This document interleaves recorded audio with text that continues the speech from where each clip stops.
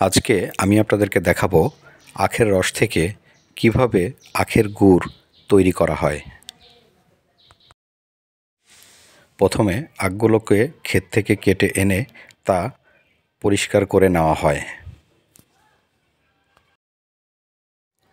পরে সেই আখগুলোকে একটি আখ মাড়াই মেশিনের মাধ্যমে তা রস তৈরি করে নেওয়া হয়। সেই রস একটি লম্বা কড়াইতে ঢেলে আগুনে জ্বালানো হয়। জাল দিতে দিতে একটা সময় আখের রসগুলো এরকম ঘন হয়ে যায়।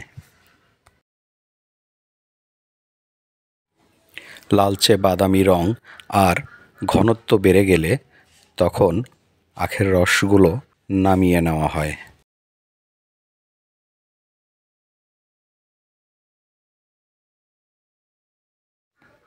অতিমাত্রায় গরম থাকায় খুব সাবধানতার সাথে আখের রসগুলো এভাবে নামিয়ে ঠান্ডা করার জন্য নাড়াচাড়া করতে হয়।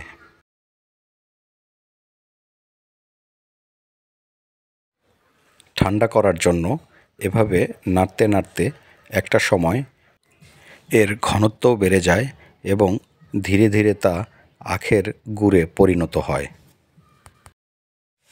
এভাবেই তৈরি হয় আখের গুড়, যা আমরা হাট বাজার থেকে কিনে খাই।